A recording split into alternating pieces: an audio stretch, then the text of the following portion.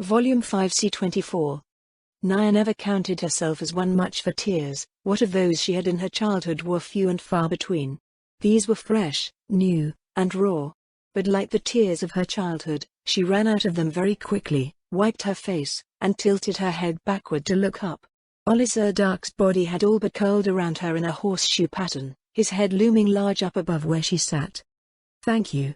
For saving my life, I mean," Naya said. "I'm sorry about the trouble," she added, "and for my reaction just then.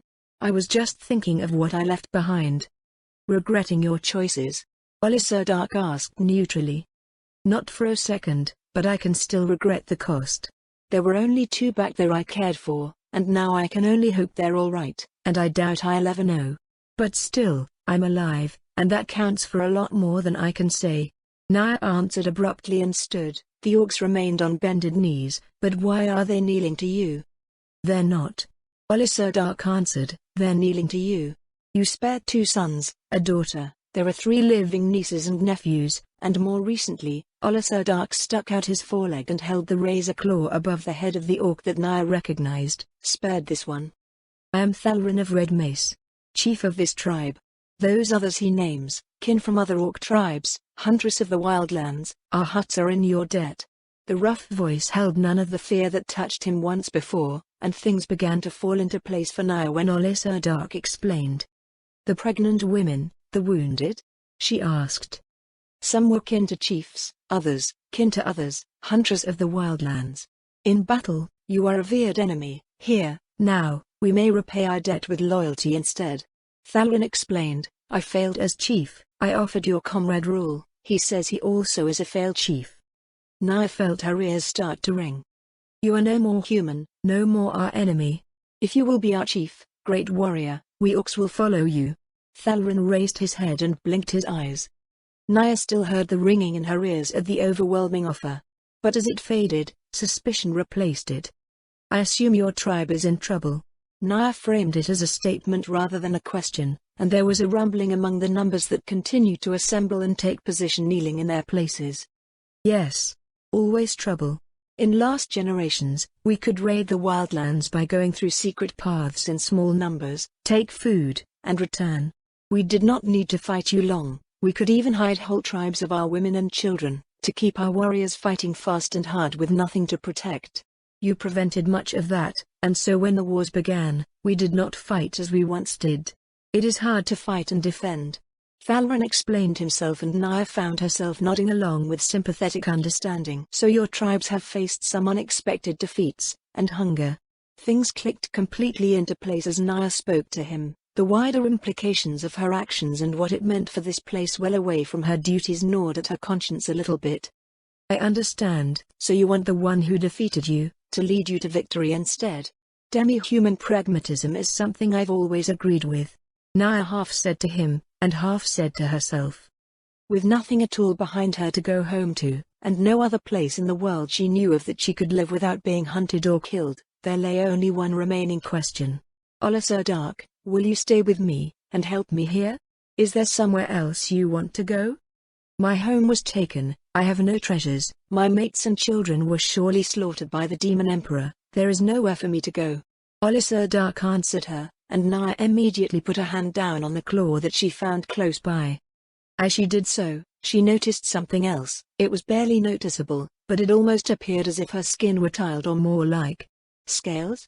She touched the back of her hand, looked closer at her arm. It wasn't quite the same, but it was almost marble-like smoothness. The roughness of her tough skin was almost gone. "So, there is more coming. Maybe?" Naya wondered, and part of her mind wanted to scream out in frustration that she was no longer herself, but she refrained. "He saved my life. I thought death was going to be the consequence. I guess in a way, I was right." Every part of her body felt stronger than she'd ever known it to be, and that for the warrior within, brought elation despite the cost, but even that was nothing compared to the tidal wave of sympathy. The bereft look on the defeated Dragon Lord that brought her bow down, had her tend to his wounded and nearly dying frame months before, remained burned into her memory. "All right. I'll do it," Naya said and stood up. "Naya Baraha, Paladin of the Holy Kingdom, is dead. I can no longer serve the Holy Queen. I have no people behind me, so I accept the people in front of me, but I can't displace a faithful chief. She approached the kneeling orc chieftain and put a hand out to him. His porcine features and recessed eyes were the opposite of beautiful in her mind, but the depths of desperation that lay in his face revealed that his situation was worse than he suggested. His body shivered under her cold winter breath. He took her hand and pressed his snout into it. "Frost, you are like frost to the touch and to the eyes," he said quietly. She laughed a little, drawing curious eyes up to her. It was hard not to let the bitter noise leave her throat. "I'm not laughing at you, Thalran, only remembering. Because of my face, I was sometimes thought to be frigid, a nice queen in temperament. Now my body fits the name. I simply find it funny is all." "The Queen of Frost," he said, but not mocking. He said it with reverence, not mockery. "Only queen or king is over chief. You are now Queen of Frost. Life debts of orcs will be repaid. I will call all orcs of the hills, all no wildlands huntress, if she leads as Queen of Frost, bearer of dragon's blood, rider of the dragon's maw. All orcs will follow if it means salvation from death." "It has a good sound to it, the Queen of Frost," a lizard arc answered. "Better that than death," Naya answered and withdrew her hand and put it to the pathetic moldy sack she wore as clothing. "But I need something better than this to wear." Nobody could argue with that. Volume 5 C25. Skarna sat in front of Albedo and Ileana. 3 days had passed since the apparent consumption of the convicted criminal. Bits and pieces of Remedios Custodio were still found amidst the rubble, while the chaos of the sudden attack and the disappearance of the woman set to die at the stake led scores of people to wild speculation, including some of the young nobles who convicted Naya. The auburn-haired girl scratched her back and leaned against the chair, rocking it back and holding herself at the nearest crate with her foot. "Look, I'm not used to working with or for anyone. I work for myself, always had, just enjoying life, you know. But can I be blunt with you, Albedo?" The disguised demoness inclined her head and kept a small trace of a smile on her face at the brash way the human spoke to her. "The blunt truth is I am bored. Don't get me wrong, the sex is great, and there's still a farm boy unusually loyal to his wife that I haven't been able to play with, but I'm just bored. There's no point to any of it. Rut, harvest, sometimes the other way, and once a year come out this way, sell off a few things, have some fun, dance, make some extra money, then go back and do the same thing again. You know, it's just plain pointless. Even drinking with the same old people is not as fun as it used to be. One more joke about sheep and I may kill myself." She laughed and held out her hand for Ileana to pass her a big frothing mug. She inclined her head in politeness in thanks to the elf, who still looked at Skarna as if the peasant had a second head whenever she was polite. But anyway, she took a deep draught and wiped her mouth. That crazy stuff with the dragon was. She hesitated, grasping for a word. "Terrifying? Scary? Horrifying?" Albedo supplied the words to her that the humans around them used in the aftermath. Skarna's green eyes lit up like emeralds. "The most exciting moment of my entire life. It was like 20 orgasms at once from the best skilled girls' tongues or the most enduring stallion I could ride. If I work for you, will I get more of that? You might have to practice with your sword a bit, but yes. However," Albedo leveled a hand at her, "your loyalty will not go to your kingdom anymore. It belongs to me." Skarna didn't balk at that. "PFFFT, she said and rolled her eyes. "Oh no. I won't be doing what the fat tax collectors say when they come and confiscate most of our goods. Oh no. I won't have to throw myself onto the dick of a fat noble to keep him from meandering into our village and picking out some of our more innocent girls. Woe is me, whatever shall I do?" "Are you ever not sarcastic?" Ileana asked suddenly, offended on behalf of her smiling lady who seemed on the verge of barking out laughter or exploding in anger. Skarna thought it over, tapping her finger against her cheek and looking away. "Sometimes, like when I'm asleep. Look, elf girl, Ileana, I mean, I'm a peasant. Folk like me don't get a future any better than you get. We pop out kids, scratch the dirt until we get crops, then some big-headed so-and-so who can only get it up when a girl lies to him about how big it is, comes along and takes most of what we make.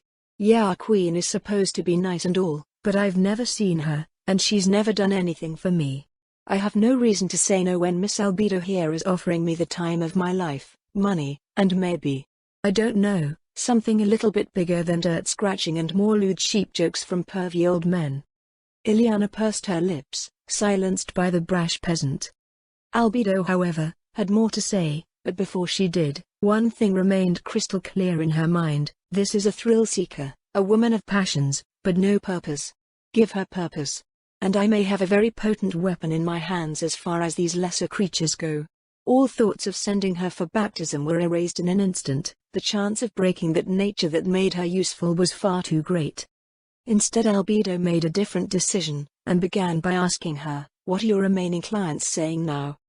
About the devouring, or escape, of the prisoner?" "There are all kinds of rumors. A lot of them lewd ones, like suggesting that she screwed the dragon and made him fall in love with her. There's even an artist who made a bit of money sketching copies of what that might look like and selling them off. Some people think she was eaten, that she was a meal he was being deprived of. Others think she was rescued by the one she rescued first. Me, I think the last part." "Why?" Albedo asked, and Skarna took another long drink before answering. She smacked her lips and said, "Simple, I've never screwed a dragon and can't figure how that would even work, and that's an awful lot of work to come pick up some unwashed meat, so I doubt he would come back all this way to get a snack. So, I think he came and rescued her. Not many customers to talk to now though." After that, most of the nobles skedaddled off back to hug Mommy's skirts, flip up the ones of the maids, and get Daddy to tell them how brave they were for existing in the proximity of unexpected danger. All three snorted at the same moment in common contempt. "So you agree?" Skarna said, and both Albedo and Ileana nodded. Skarna finished her beer and watched the way Albedo relaxed. Albedo's smile broadened when they found that common ground. "Tonight, I'm going to properly introduce myself to you, Skarna.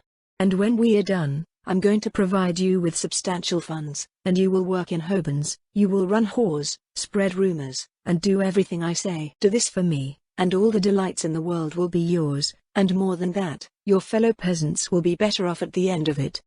There should be gambling too, and drinking," Skarna added, and Albedo did a brief double take. Skarna filled in the gap. "Vice makes vice, that's what the priests say, and given how many of them I've gotten to start gambling after getting them to give up celibacy? Oh yes, it is very true. You can make a lot of money when you combine drinking, gambling, and sex together. Then I can spread out whatever you want to whomever you want." The confidence in the whore was almost off-putting that she seemed so certain, but as Albedo thought it over, she recalled the way Eight Fingers operated.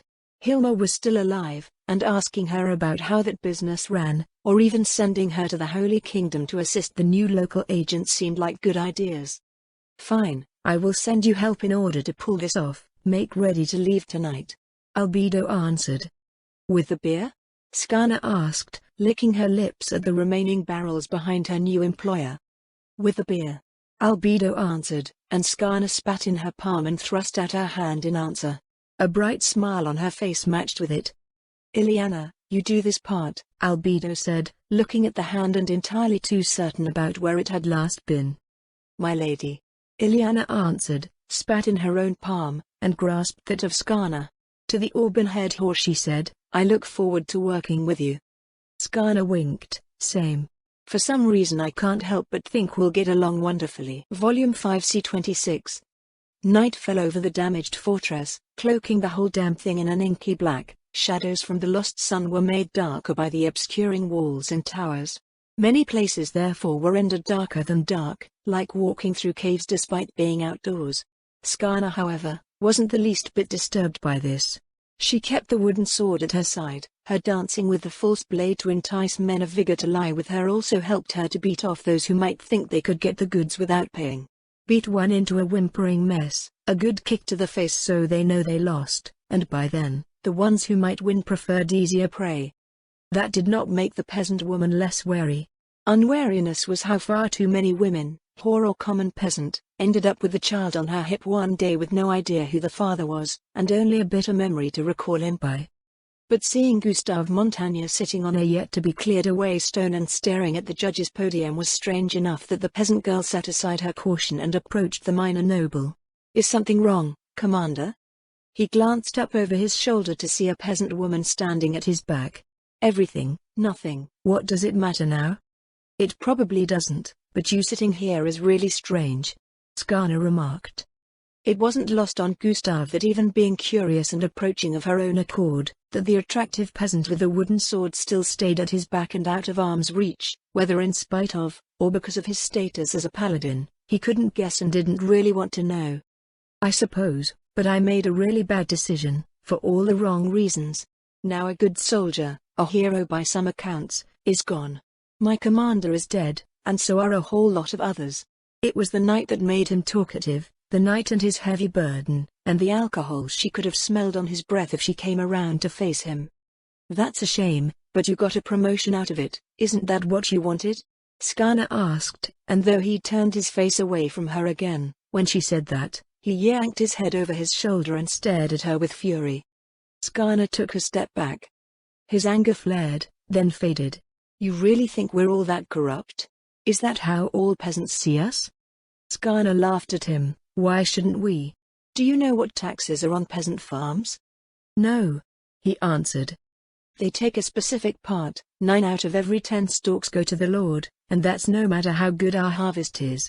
That's why I got started whoring. One bad harvest, a lot of pretty ones have stories like mine. We won't have enough to eat, so we take some of our own part to sell in town, then sell ourselves for a few nights to make the rest up to the Lord in coins. I'm lucky, I'm pretty and relaxed. I never put much into that nonsense about special firsts and never wanted a husband. Lot of peasants go home weeping when they find out how much that spot of blood sells for. She laughed at him again and shook her head. Paladins, common soldiers, lords, wealthy merchants, it's all the same to us. As far as we're concerned, you're corrupt until proven otherwise. We're a whole lot safer when we think that way. Skarner shot out at him. It hit like an arrow to his heart. That is sad, he said with a hangdog expression out of her view. Yeah, well, try living it. At least I'm free in spirit, and I can have a great spot of fun on the way. So, Commander, you actually feel bad about doing something bad. Hey, at least you're evil with a conscience. Skarner drew her wooden sword and tapped it against the judge's podium, or what was left of it. The battered structure, which had many fragments broken away by fallen stone, toppled with a crash into the dust. What if I don't want to be evil at all? He asked her without rebuke. His eyes drifted to the fallen podium. Skarner just kicked the thing once in the side, a part of it broke off and slid away. What am I, a priestess or something? Join the side that isn't, I guess, or make one if it isn't there. But whatever you do, don't just sit there. Any other woman with sense will think you're waiting for prey or something. They might wander off into darker places to avoid you, and then? Skarner shrugged. One more mouth to feed next year for her. Good night, she said, and backed away from the newly minted impromptu commander and went back toward her intended destination, sheathing her joke of a sword as she did so. She patted the wooden toy of a weapon when she reached the tent of her new employer. Her whore clothing was gone. She wore instead a simple black and green shirt and pants set with some comfortable work boots. Her auburn hair was long and bound into a single braid down the center of her back, and it danced with the vigor of her steps when she unceremoniously opened the flap to the merchant woman's tent. I'm here, Albedo, Skarner said with a playful smile on her face and a polite nod to the elf woman who was scratching a quill over paper by candlelight, using a crate for an improvised table. Ileana looked up. Hi, she said with gentle courtesy toward the brash human peasant. Yeah, hi, where's Albedo? Skarner asked. I'm ready to go. I split the profits with my partner. We're parting company. I even sold her the wagon and everything. Nobody to say goodbye to. You won't miss home? Ileana asked with a skeptical look wreathed in shadows cast by the tall white candle. My mother, Skarner said, but she'll be fine. I've made a lot of money with my games and she never once approved of it. But she never minded spending what I gave her either. I left her with enough to get by without me, and I don't want another fight about how. She took on a sneering look and mimicked an angry old woman's voice. Nobody ever loves a whore. What'll you do when you want to get married and have children? Skarner rolled her eyes at that.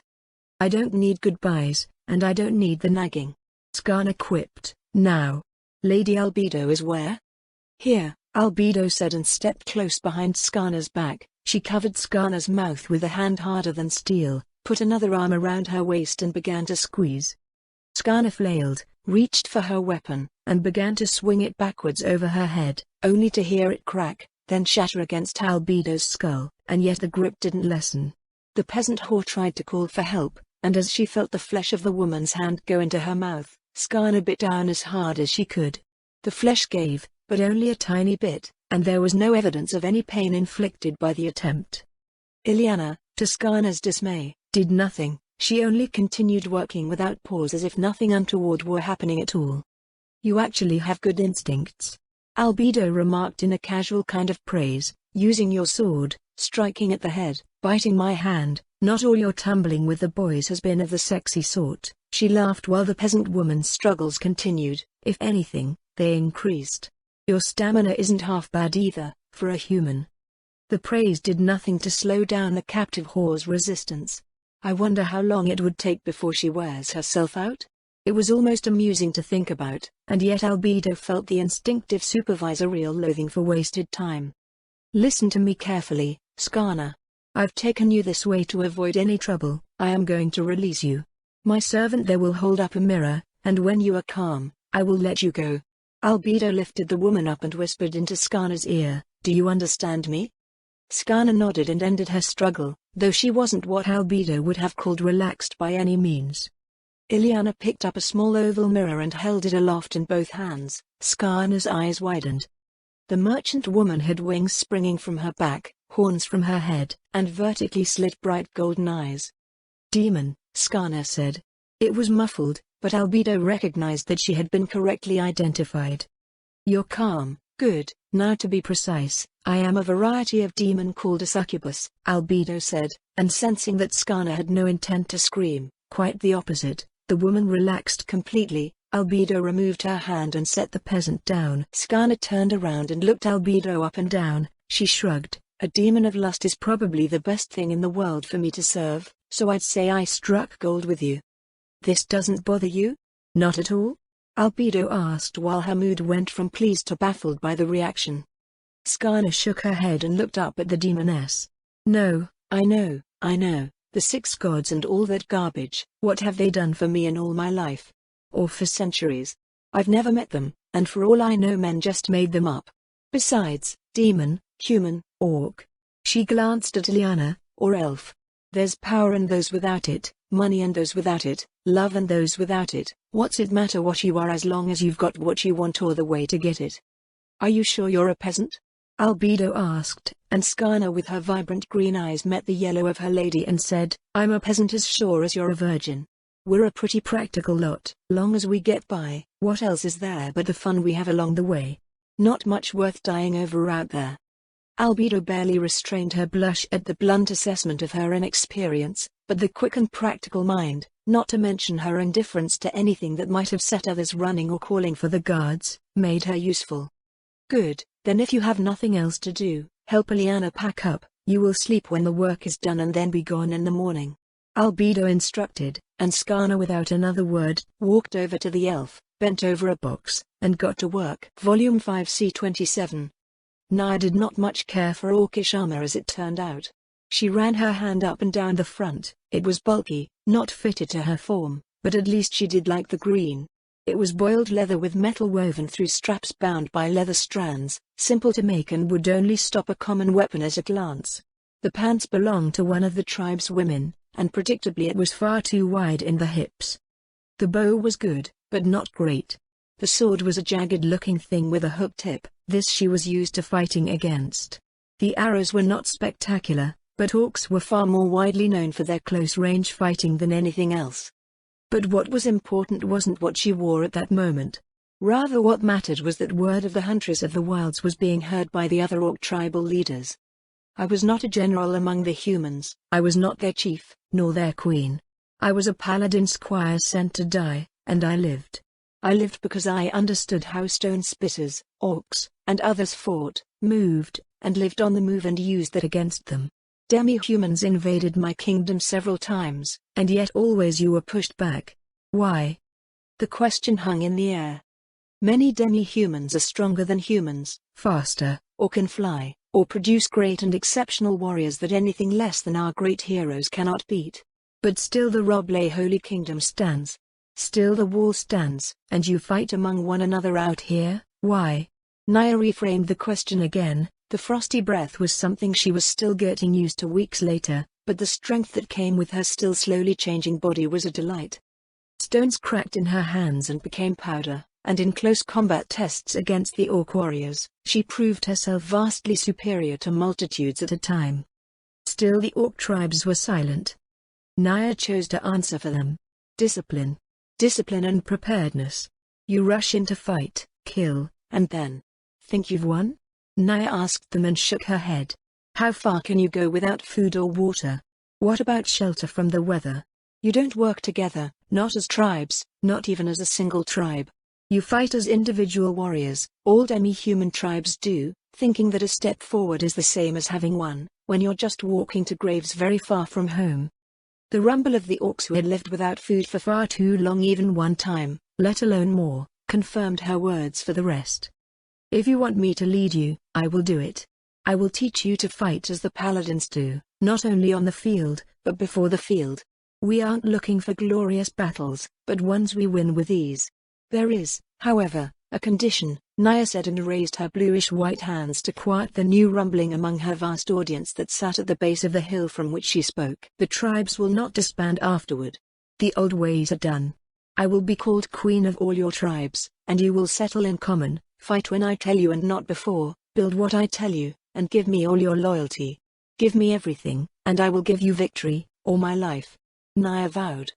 Thalrin stood up from where he had been seated cross-legged and listening. Frost Queen has won many fights, taken many lives, spared many lives. This one is great warrior, and Thalrin follows. Thalrin obeys. Most seemed agreeable, but another orc stood up, a big, beefy-looking green-skinned figure with biceps the size of Naya's head and thighs like tree trunks. He snorted, his deep recessed eyes were sharp and brown and full of anger, his body was tense, his arms crossed in front of his naked chest. And if not? I am Golgula of Green Fist. We have never had queen of anything. Mighty Huntress, yes, is mighty. But to stay together? This is not our way. We will fight with you, but no queen, no king, stays overall for all days after war. And how has that been working out for you this year, Golgula of Green Fist? Naya asked rhetorically. My hunts killed many orcs, my time in the wildlands almost ruined you all here when you could not bring your women and children to safety, or sneak south to hunt for extra food. Now orcs are weak. Your old ways worked before, but not everything is good just because they were always so. Golgula is loyal to the old ways. The stubborn orc proclaimed. Are orcs born with maces falling from their mothers' wombs? Naya asked the bizarre question, and Golgula was not the only one to look as if the tranquilly asked rhetorical question was insane. No. Naya answered it herself. Someone invented it, and it became popular because it was a good weapon. Would Golgula of Green Fist run into a fight bare-fisted when the mace was new, or would he use the mace because it is better than one fist alone? The orc appeared stymied, dumbfounded, as near as she could read from his heavy breathing. Discipline and cities are new weapons. Discipline makes many small ones into a single great one. Cities let you make many things a tribe alone cannot. If Golgula and Green Fist refuse to join us, both may go. Naya pointed toward the way they'd come from. But they will serve the rest, as I use you as bait for your enemies, and when you are dead, we will avenge you, and the old ways will not care that you are loyal to them anymore. Naya warned him as best she could. But it did little good, he only fumed. The old ways made us strong.